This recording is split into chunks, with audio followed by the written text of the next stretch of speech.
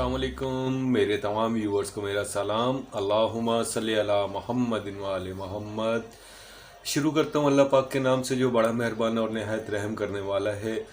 परवरदिगार आलम से दुआ है कि मेरे तमाम व्यूवर्स और सब्सक्राइबर्स को अल्लाह पाक अपने अमान में रखे और मोहम्मद व आले मोहम्मद के सदक़े जिन माओं की गोदें वीरान अल्लाह उन्हें आबाद करे और जिनके आबाद अल्लाह उनकी हिफाजत करे। और मेरा आज का टॉपिक ये है कि आज जो दोज़ख की आग है उसमें मुसलसल इजाफे की वजह क्या है।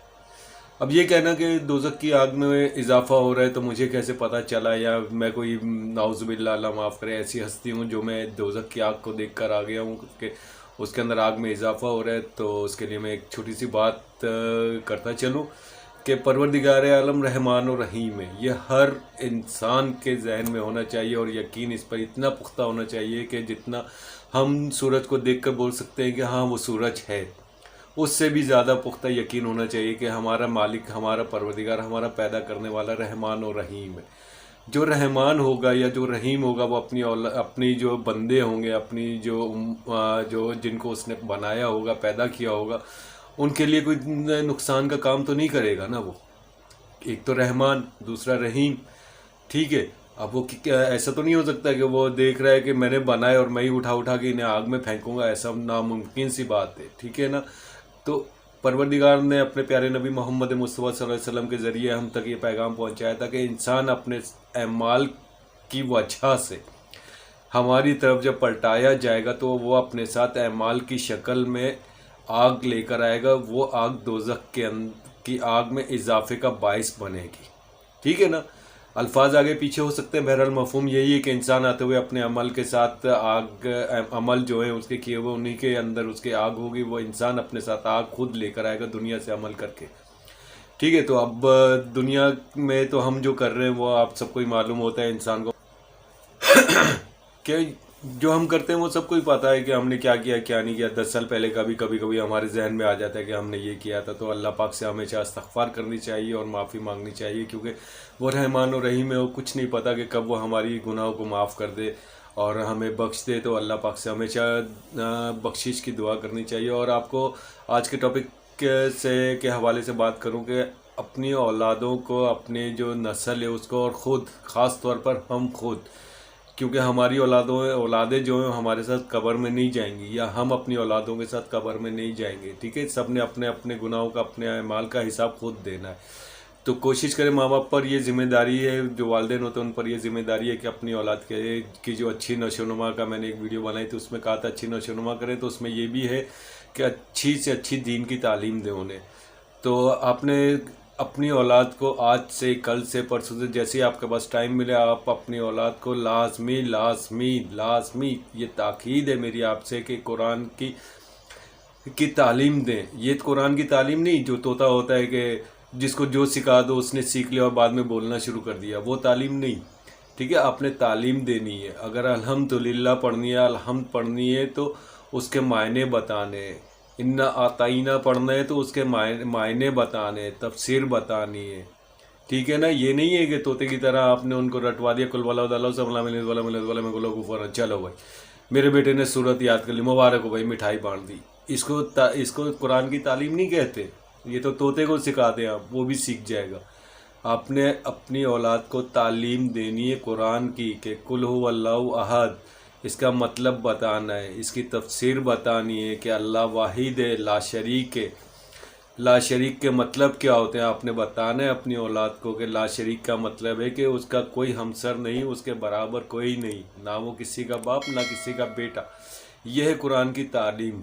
आपने अपनी औलाद को तालीम देनी है कुरान की, तो तोते वाली नहीं, मुसलमान वाली, इंसान वाली, जिसके दिमाग में शऊर होता है, जिसके दिमाग में समझने की सलाहियत होती है। आपने वो तालीम देनी है अपनी औलाद को। ये नहीं कि बस रटाया और बस हमारे बेटे ने कुरान पढ़ लिया, इसको कुरान पढ़ना नहीं कहते, ठीक है ना। ये रट्टा होता है, यानी दिमाग में उतार देना होता है।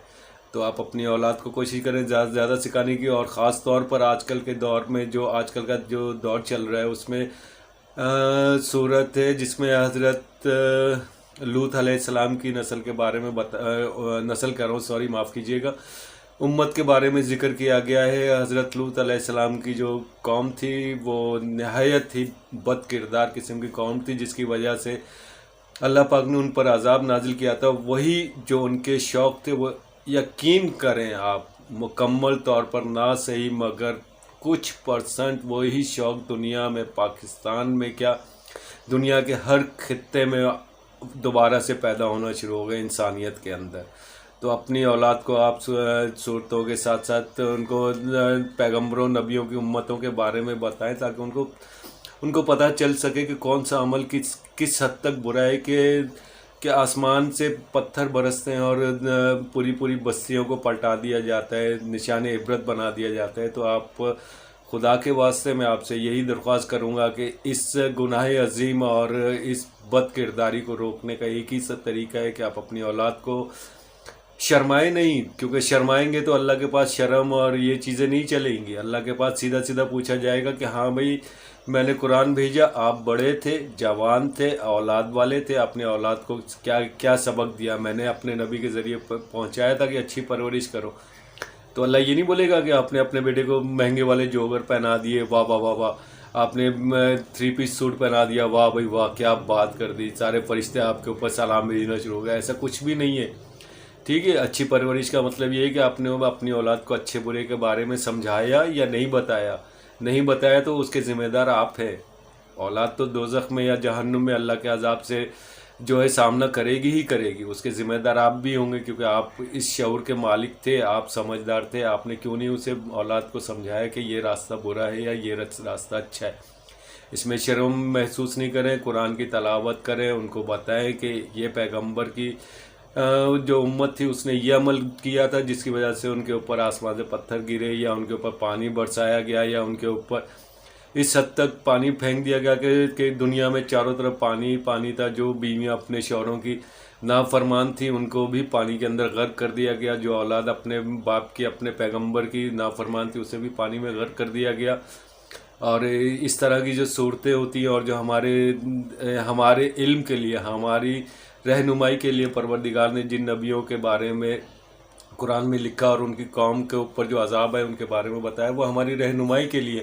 آپ انہیں اپنی اولاد کے ساتھ پڑھیں، انہیں ڈسکس کریں، انہیں سمجھائیں کہ فلانا عمل جو ہے وہ نہایت ہی برا ہے۔ اور آپ حضرت لوط علیہ السلام کی قوم کا جو شوق تھا وہ آپ خود بھی سمجھدار ہیں، دنیا میں رہنے والے ہیں۔ اب اس کی میں تفسیر نہیں کروں گا، بس اتنا مختصراً ہی کافی ہے کہ آپ اس قوم کے جو شوق تھے وہ آپ خود اپنی نگاہوں سے، اپنے جو میڈیا ہے، سوشل میڈیا ہے، دنیا میں آپ کے گھر میں ٹی وی وغیرہ سب کچھ ہے، آپ کو وہاں آسانی سے دستیاب ہے، آپ دیکھ سکتے ہیں کہ جاوید یعنی میں جھوٹ نہیں بول رہا، یہ سچ ہے۔ آپ اپنی اولادوں کو اس کے بارے میں سمجھائیں کہ یہ سیدھی جو ہے عذاب، اللہ کے عذاب کی طرف جانے والا راستہ ہے، اس سے بچائیں۔ پہلے بیٹیوں کی پریشانیاں تھیں تو اب بیٹیوں سے زیادہ پریشانیاں بیٹوں کی ہیں، کیونکہ ہم بیٹوں کے اوپر اتنا غور نہیں کرتے جتنا بیٹیوں کے اوپر غور کرتے ہیں۔ تو خدا کے واسطے اپنے بیٹوں پر بھی غور کریں، کیونکہ اب وہ منزل ہماری جو ہے وہ جو تھی، اچھے جو لوگ تھے، اچھے جو زمانے تھے وہ نہیں ہے، اب نہایت ہی برے واحد قسم کا دور آ چکا ہے۔ اپنی اولادوں کو، اپنے بیٹیوں کی جس طرح حفاظت کرتے ہیں اسی طرح اپنے بیٹوں کی حفاظت بھی کریں۔ اور جب وہ موبائل یوز کریں تو آپ ان کے اوپر نظر رکھیں کہ موبائل میں کیا دیکھ رہے ہیں، کیا یوز کر رہے ہیں۔ تو کوشش یہی کریں کہ قرآن کی اچھی تعلیم دیں انہیں، یہی اچھی پرورش ہے۔ اس کی میں جن نبیوں کے بارے میں، پیغمبروں کے بارے میں اور ان کی امتوں کے بارے میں لکھا گیا ہے، بتایا گیا، ان کی تفصیل کے ساتھ اپنی اولاد کے ساتھ اس کو ڈسکس کریں، کیونکہ شرم جو ہے وہ قبر میں نہیں جائے گی کہ مجھے شرم آئی میں اپنی بیٹی کے ساتھ ایسی بات کروں، یا مجھے شرم آئی اپنے بیٹے کے ساتھ یہ بات کروں۔ تو قرآن میں لکھی ہوئی چیز کو پڑھنے میں شرم نہیں ہونی چاہیے۔ ہاں الفاظ بدل دیں، آپ کھل کر نہ بتائیں، مگر جو بتانے والی چیزیں وہ بتائیں، تاکہ بچے، ہماری اولاد جب جوان ہو یا 8 سال 9 سال 10 سال کے جب ہوں تو انہیں معلوم ہونا چاہیے کہ کون سا راستہ ان کے لیے نقصان کا یا بربادی کا راستہ ہے۔ میری تمام اچھا ایک اور چیز، میں ویڈیو ختم کرنے سے پہلے اگر کسی کو میری کوئی بات بری لگی ہو تو اس کے لیے معذرت چاہتا ہوں میں، اور مجھے معاف کر دیجیے گا۔ پروردگار عالم دنیا کے مالک سے دعا ہے کہ میرے تمام ویورز اور سبسکرائبرز کو اپنے امان میں رکھے اور ان کی آمدنیوں اور روزی روٹی میں اتنا اضافہ کرے کہ ہم اپنے بزرگوں کی اچھی طرح حفاظت کر سکیں اور اپنی اولاد کی اچھی نشو و نما کر سکیں۔ اور جن ماؤں کی گودیں ویران ہیں، سوری میں ہمیشہ یہ بول جاتا ہوں کہ جن ماؤں کی گودیں، بھائی اگر ماؤں کی گودیں ویران ہیں تو وہ ماں کیسے؟ تو بھائی اس کے لیے میں معافی چاہتا ہوں. جن عورتوں کی گودیں ویران ہیں اللہ ان کی گودیں آباد کرے، اور جن ماؤں کی گودیں آباد ہیں اللہ انہیں ان کی حفاظت کرے. اللہم صلی علی محمد و آل محمد.